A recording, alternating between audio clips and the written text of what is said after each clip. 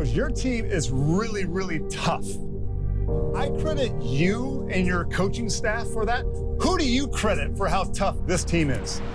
I think Quincy McKnight. I really do. I think Quincy has a great leadership within the team, and especially on the court. You know, we got down 10. He was the first one in the huddle saying, "Hey guys, we got 12 minutes to go. We've been in this situation before. Let's just keep grinding. Let's try to get some stops." You know, I talk about he's the snake of our head. He's the guy that everyone sees playing defense first, and he's the guy bringing the basketball up. And I think he's exuding a lot of confidence both on the defensive end and the offensive end.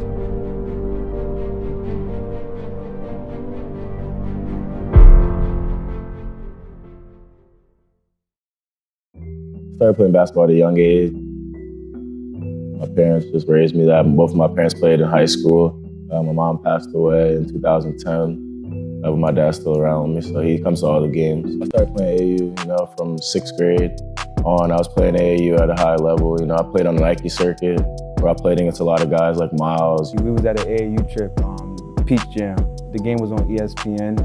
I just always remember hearing his name. He played at Hoop Group too, Quincy was always a very known guy. I went to St. Joe's High School in Trumbull, Connecticut. I went there for 3 years and ended up transferring down to the Phelps School. After my sophomore year, I believe, I started to get offers, on the AAU circuit. The State Card it seemed like a perfect fit. As a freshman, I'll go there, start automatically, and play a lot of minutes. Freshman year, we went 1-10 in conference play. Our only win was the first game of the season. I think I just started to lose passion for the game. A little bit because we were losing so much. You go losing 10 straight games is really hard no matter what level you're at. He decided to transfer at the end of his sophomore year at Sacred Heart, and we looked at him initially, and the second time around, someone had brought up his name, and we took a really hard look at him, and we decided he'd be a really good fit for us. Well, he was definitely a scorer. He really had a scorer's mentality. As we were recruiting him, it was kind of interesting to see. I thought he had a lot of potential to be a great defender, as also a great on-ball scorer. I was very excited, coming to a conference like the Big East is probably one of the best conferences in America, and playing high-level guys every night. The year sitting out was going to be a big adjustment year because of the physicality in the Big East. He brought it every day in practice and really took a lot of pride in trying to be the other team's best players when we did the scout. He helped the team a lot. I feel as though he helped Dino translate into the point guard that he was trying to be. When I first got here, I had to compete against Miles Tail, Miles Powell, Kadeem still, guys like that every day, on offense and defense. I was kind of sad at first, I was down a little bit that I wasn't going to be able to play.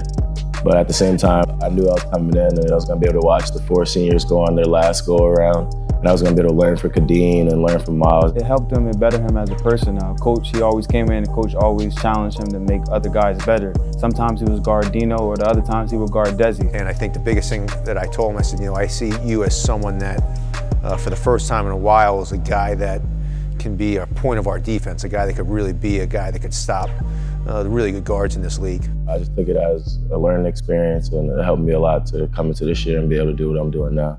Stolen by Quincy McKnight. Dunks it home. Good job by McKnight to cut it off. I think he's done a tremendous job minimizing guys and not letting guys, have their A games against him. We've played against some really great guards this year, and I think if you look at it, he has done an unbelievable job of making that opposing guard work. I've been saying it all year. I think he should win Defensive Player of the Year. He's one of the best defenders in our conference. And we went against a tough point guard, and Chris likes a 5'7" dude that's probably the fastest player in college basketball, and he was able to slow him down and keep him in front of him. Then we came back and he did a tremendous job in the Kentucky game. Geo Baker obviously came into the game. He was scoring the ball at a high level. He did a tremendous job against St. John's and Shamari Pons. He's destructive not only to the guy he's guarding, but to the other team's offense.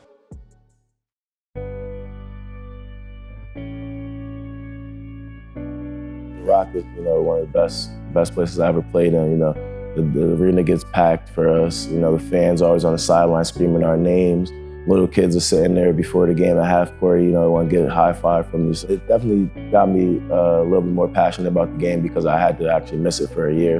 He just said how Coach Willard made him love the game again. He said, the passion that he's been playing with, yelling when he scores, smacking the floor on defense. He said he never really did that before. Early on, he was kind of a guy in the background, but I think now that, we're so many games in, I think he's been very vocal. He's not trying to stand up in front of the media and do it, but behind closed doors, he's done a tremendous job leading this basketball team. No, honestly, I didn't think, my role would have been as big as it is this year. I didn't think I was going to be stepping right in and being the voice of the team or even being the leader on defense like I am now. You just got to see what roles need to be filled. And I think what I really respect about Quincy more than anything is that, he didn't let some of the tough times in his life get in his way of trying to be successful. I love the fact that he has used those to get better, to get stronger, and to make himself a better person.